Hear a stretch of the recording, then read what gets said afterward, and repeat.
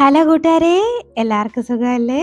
ദാ വന്ന് നല്ല പിടയ്ക്കണ അയില വന്ന്. ഇങ്ങനൊക്കെ രാവിലെ വീടിന്റെ ഫ്രണ്ടിലൊരു സൗണ്ട് കേൾക്കാം അല്ലേ? പണ്ടൊക്കെ വീടിന്റെ ഫ്രണ്ടില് ഇതുപോലത്തെ സൗണ്ട് കേൾക്കായിരുന്നു. ഇപ്പൊ അങ്ങനെ കേൾക്കാറില്ല. നല്ല പിടയ്ക്കണ അയില കിട്ടിയിട്ടുണ്ട് കേട്ടോ. അപ്പൊ നമുക്കിത് നല്ല അടിപൊളി ഒരു റെസിപ്പി ഉണ്ടാക്കാം. ഇത് വെച്ചിട്ട് നല്ല വെണ്ടയ്ക്കയും കൂടെ ചേർത്ത് ഉണ്ടാക്കാൻ പറ്റുന്ന നല്ലൊരു റെസിപ്പിയാണ്. അപ്പോഴിത് എങ്ങനെയാണ് ഉണ്ടാക്കുന്നത് കണ്ടു നോക്കാം. അതിന് മുന്നേ ചാനൽ ആരെങ്കിലും സബ്സ്ക്രൈബ് ചെയ്യാതുണ്ടെങ്കിൽ പ്ലീസ് ഒന്ന് സബ്സ്ക്രൈബ് ചെയ്ത് സപ്പോർട്ട് കൂടെ ചെയ്തേക്കണേ. അപ്പോഴത് ഉണ്ടാക്കാൻ വേണ്ടിയിട്ട് ആദ്യം ഒരു അരപ്പൊന്ന് റെഡിയാക്കണം. അതിന് മിക്സിയുടെ ജാറിലോട്ട് ഒരു അരക്കപ്പ് തേങ്ങ ഞാനൊന്ന് ചേർത്ത് കൊടുത്തിട്ടുണ്ട്. ഇനി അതിലേക്ക് ഒരു 3-4 അല്ലി കുഞ്ഞുള്ളിയാണ് ഞാൻ ചേർക്കുന്നത്. എൻ്റെ കയ്യിലുള്ളത് കുഞ്ഞുള്ളി എന്നൊന്നും പറയാൻ പറ്റത്തില്ല, അത്യാവശ്യം വലിയ ഉള്ളി തന്നെയാണ്. അതുകൊണ്ട് ഞാനൊരു 4 ചേർത്ത്, നിങ്ങൾക്ക് വേണമെങ്കിൽ 4 5 ഒക്കെ ചേർക്കാം കേട്ടോ. ഇനി അതിലേക്ക് ഒരു ചെറിയ പീസ് ഇഞ്ചിയുടെ കഷ്ണം എടുത്ത് ചെറുതായിട്ടൊന്ന് അരിഞ്ഞ് ചേർത്ത് കൊടുത്തിട്ടുണ്ട്. ഒരു 2 വെളുത്തുള്ളി അല്ലി ചേർത്ത് കൊടുക്കുന്നുണ്ട്. ഇനി അതിലേക്കൊരു 1/4 ടീസ്പൂണൊക്കെ മഞ്ഞൾപ്പൊടി ഇട്ട് കൊടുക്കാം. ഇനി ഒരു 1.5 ടേബിൾ സ്പൂണോളം കാശ്മീരി ചില്ലിയാണ് കേട്ടോ ചേർക്കുന്നത്. എരിവില്ലാത്തതാണ്.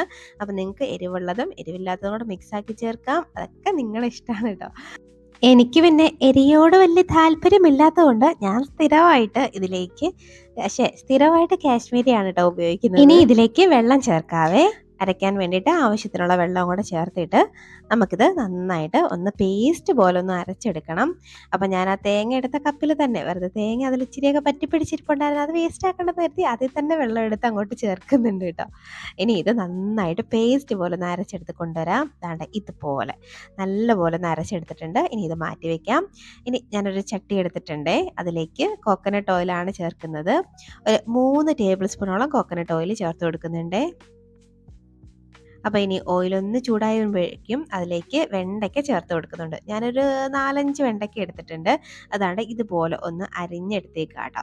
ചേർത്തിട്ട് ഈ വെണ്ടയ്ക്കകത്തൊരു ഒരു വല്ലാത്ത വഴുവഴുപ്പുണ്ടല്ലോ, അതങ്ങ് മാറി ഇതിൻ്റെ കളറൊക്കെ ഒന്ന് ജസ്റ്റ് ഒന്ന് മാറി ചെറുതായിട്ടൊന്ന് ഫ്രൈ ആയി വരുന്നവരെയും വഴറ്റിയെടുക്കാം. ഒരുപാട് നേരമായിട്ടൊന്നും വഴറ്റണ്ട. പിന്നെ സ്ഥിരമായിട്ട് കണ്ടിന്യൂസ് ആയിട്ട് ഇങ്ങനെ വഴറ്റിക്കൊണ്ടിരിക്കണമെന്നില്ല. ഇടയ്ക്കൊക്കെ കൈവിട്ട് ഇങ്ങനെയൊക്കെ ഒന്ന് റിലാക്സ് ചെയ്തൊക്കെ ഒന്ന് വഴറ്റിയാൽ മതി. അടി പിടിക്കാതെ മാത്രം ഒന്ന് ശ്രദ്ധിച്ചിരുന്നാൽ മതി കേട്ടോ. അപ്പോൾ അതാണ്ട് അത്യാവശ്യം ഒന്ന് വഴണ്ട് കളറൊക്കെ ഒന്ന് മാറി ആ വഴുവഴുപ്പൊക്കെ ഒന്ന് മാറി വന്നിട്ടുണ്ട്. അപ്പം നമുക്കിത് ഈ പാത്രത്തിൽ നിന്ന് അങ്ങോട്ട് ഈ ചട്ടിയിൽ നിന്ന് അങ്ങോട്ട് മാറ്റി എടുത്ത് വെക്കാവേ. അപ്പം ഞാൻ എല്ലാം ഒന്ന് മാറ്റി വെക്കുന്നുണ്ട്.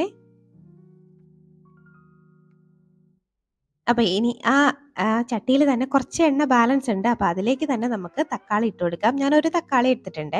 അപ്പോൾ അത് ചേർത്തിട്ട് നന്നായിട്ട് ഒന്ന് വഴറ്റിയെടുക്കാം. അപ്പോൾ ആകെ ഒരു പുകമയമായി പോയി ഈ തക്കാളി ചേർത്തപ്പോഴത്തേനും. ചട്ടി നല്ല ചൂടായിരുന്നു.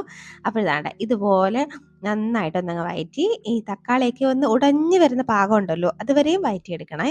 അതുവരെ വഴറ്റിയെടുത്തിട്ട് ഇനി നമ്മളിതിലേക്ക് അരച്ച് വെച്ചേക്കുന്ന അരപ്പുണ്ടല്ലോ, അതും കൂടെ അങ്ങോട്ട് ചേർത്ത് കൊടുക്കണം. പണ്ടൊക്കെ ഈ അരപ്പ് ചേർത്ത് കൊടുത്തിട്ടേ ചെറുതില്ലേ, ഞാൻ എൻ്റെ ഉമ്മ പാചകം ചെയ്യുമ്പോൾ അടുത്ത് നിൽക്കുന്ന സമയത്തൊക്കെ ഞാൻ സ്വന്തമായിട്ട് ഇടയ്ക്കൊക്കെ പാചകം ചെയ്യാൻ തുടങ്ങിയ സമയത്തൊക്കെ ഈ അരപ്പൊക്കെ ഒഴിച്ചു കൊടുത്തിട്ട് അതിൻ്റെ ആ മിക്സിയുടെ ജാറൊന്നും കഴുകിയിട്ടൊന്നും ഒഴിക്കത്തില്ലായിരുന്നു വെള്ളമേ. പകരം അല്ലാത്ത വെള്ളമൊക്കെ എടുത്ത് ഒഴിക്കുമായിരുന്നു. അരപ്പ് അങ്ങനെ ചേർക്കണമെന്നൊന്നും എനിക്ക് അറിയില്ലായിരുന്നു. ഇപ്പം ഇതിലൊരു ഒരു തുള്ളി പോലും ഞാൻ വേസ്റ്റ് ആക്കാറില്ല. അപ്പോൾ പറഞ്ഞു വന്നത്, ആ അരപ്പ് അങ്ങോട്ട് ഒഴിച്ചു കൊടുത്തിട്ട് ആ മിക്സിയുടെ ജാറ് കഴുകിയിട്ട് തന്നെ വെള്ളവും ചേർത്ത് കൊടുക്കണേ. അപ്പം ഇത് എല്ലാവർക്കും അറിയാവുന്ന കാര്യമൊക്കെ തന്നെ. ഇത് എൻ്റെ പണ്ടത്തെ ഒരു മണ്ടത്തരം ഞാൻ നിങ്ങളുടെ അടുത്ത് പറഞ്ഞെന്ന് മാത്രമേ ഉള്ളൂ കേട്ടോ. അപ്പം ഇത് നന്നായിട്ട് ഒന്നങ്ങ് മിക്സാക്കി എടുക്കണേ.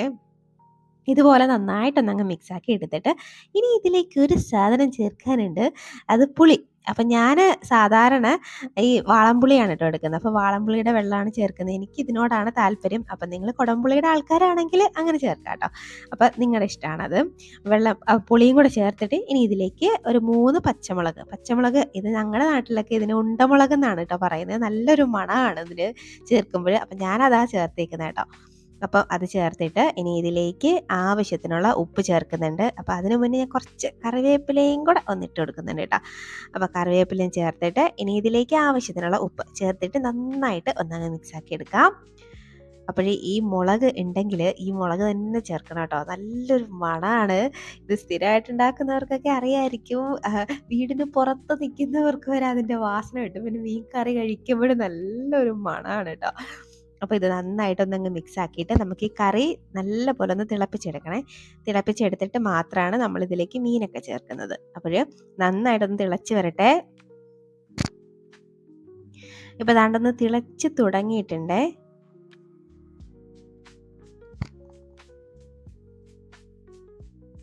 അങ്ങനെ പൊങ്ങി പൊങ്ങി തിളച്ച് വരുന്നുണ്ട്. അവിടെ തിളച്ചങ്ങോട്ട് തുടങ്ങി അങ്ങനെ പൊങ്ങി വരുന്നുണ്ട് കേട്ടോ. ഇപ്പൊ ദാണ്ടെ നന്നായിട്ട് ഒന്നങ്ങ് തിളച്ച് വന്നിട്ടുണ്ട്. അപ്പൊ ഇതുപോലെ നന്നായിട്ടൊന്ന് തിളയ്ക്കുന്ന വരെ ഒന്ന് ക്ഷമിക്കുക, ഒന്ന് വെയിറ്റ് ചെയ്യുക. അപ്പൊ ഇങ്ങനെ ഒന്ന് തിളച്ച് വരുമ്പോഴേക്കും ഇനി ഇതിലേക്ക് നമ്മൾ ഫ്രൈ ആക്കി വെച്ചേക്കുന്നത് നമ്മുടെ വെണ്ടയ്ക്ക ഉണ്ടല്ലോ, അത് ചേർത്ത് കൊടുക്കാം. അപ്പോഴ് അതങ്ങോട്ട് ഇട്ട് കൊടുക്കുന്നുണ്ട്. ഇനി നമ്മളിവിടെ ക്ലീൻ ആക്കി വെച്ചേക്കുന്ന ഇതിന് ഞാൻ അയിലയാണ് കേട്ടോ എടുത്തേക്കുന്നത്. അപ്പം നിങ്ങൾക്ക് ഇഷ്ടമുള്ള മീനിലൊക്കെ ഇത് ഉണ്ടാക്കാം, നല്ല ടേസ്റ്റ് ആയിരിക്കും കേട്ടോ. പക്ഷേങ്കിൽ അയിലയിൽ ചെയ്യുമ്പോൾ ഒരു പ്രത്യേക ടേസ്റ്റ് ആയിരിക്കും. അപ്പോൾ ഇത് അങ്ങോട്ട് ഇട്ട് കൊടുത്തിട്ട് വീണ്ടും ജസ്റ്റ് ഒന്നങ്ങ് മിക്സ് ആക്കുക. ചെറുതായിട്ട് ഒന്നങ്ങ് മിക്സ് ആക്കിയിട്ട് നമുക്ക് ഇത് അടച്ച് വെച്ചിട്ട് നന്നായിട്ടൊന്ന് വേവിച്ചെടുക്കണം. അപ്പോൾ ഇനി നന്നായിട്ട് മിക്സ് ആക്കിയിട്ട് നമുക്ക് അടയ്ക്കാം. അപ്പൊ പ്രധാനമായിട്ട് പറയേണ്ട ഒരു കാര്യം, അടപ്പൊക്കെ എടുത്ത് അടുത്ത് വെച്ചേക്കണം. എൻ്റെ കണക്ക് ഇങ്ങനെ തപ്പരുത് കേട്ടോ. ഇനി അടുത്ത അടപ്പ് എന്തിയെന്നാണ് ഞാൻ തപ്പിക്കൊണ്ടിരുന്നത്. അപ്പൊ നമുക്ക് കിട്ടിയിട്ടുണ്ട് കേട്ടോ. അപ്പൊ ഇനി നമുക്കിത് അടച്ചു വെക്കാം. അടച്ചു വെച്ചിട്ട് ഒരു 10 മിനിറ്റ് തികച്ച് വേണ്ട കേട്ടോ. അതിന് മുന്നേ ഇത് ഒരു 8-9 മിനിറ്റ് ആയിട്ടുണ്ട് കേട്ടോ. അപ്പൊ നമുക്കിതൊന്ന് തുറന്നു നോക്കാം. നമ്മുടെ മീൻ കറി നല്ല സെറ്റായിട്ട് ആ എണ്ണയൊക്കെ തെളിഞ്ഞ് വന്നിട്ടുണ്ട്. നിങ്ങൾക്ക് കാണാൻ പറ്റുന്നുണ്ടല്ലോ അല്ലേ? എണ്ണയൊക്കെ നല്ലപോലെ തെളിഞ്ഞ് നല്ല സെറ്റായിട്ട് വന്നിട്ടുണ്ട്. അപ്പം നമ്മുടെ സൂപ്പർ ടേസ്റ്റ് ആയിട്ടുള്ള വെണ്ടയ്ക്ക മീൻകറി റെഡി ആയിട്ടുണ്ട്. അപ്പം മീൻകറി വെക്കുമ്പോൾ വെണ്ടയ്ക്ക ഇതുവരെയും ചേർത്തുണ്ടാക്കിയിട്ടില്ലെങ്കിൽ ഉണ്ടാക്കി നോക്കിക്കോളൂ, നല്ല ടേസ്റ്റാണ് കേട്ടോ. ഈ വെണ്ടയ്ക്കൊക്കെ കഴിക്കാത്തവരെയൊക്കെ കഴിപ്പിക്കാൻ പറ്റിയ ഒരു അടവാണിത്, ഒരു ട്രിക്കാണെന്നൊക്കെ പറയാൻ വേണമെങ്കിൽ. അപ്പോൾ നല്ല അടിപൊളി നല്ല കുറുകിയ ചാറോട് കൂടി നല്ല ടേസ്റ്റി ആയിട്ടുള്ള നമ്മുടെ മീൻകറി റെഡി ആയിട്ടുണ്ട്. അപ്പം നിങ്ങളിങ്ങനെ ട്രൈ ആക്കിയിട്ടില്ലെങ്കിൽ ഉറപ്പായിട്ടും ട്രൈ ആക്കണേ. എന്നിട്ട് കമൻറ്റ് ബോക്സിൽ നിങ്ങളുടെ അഭിപ്രായം കമൻറ്റ് ചെയ്യാൻ മറക്കരുത് കേട്ടോ. അതുപോലെ വീഡിയോ ഇഷ്ടമാവുകയാണെങ്കിൽ ലൈക്ക് ചെയ്യാനും മറക്കരുത്. അപ്പോഴേ ഇനിയും നല്ല അടാറ് റെസിപ്പികളുമായിട്ട് കാണുന്നത് വരേക്കും ബൈ. Thanks for watching.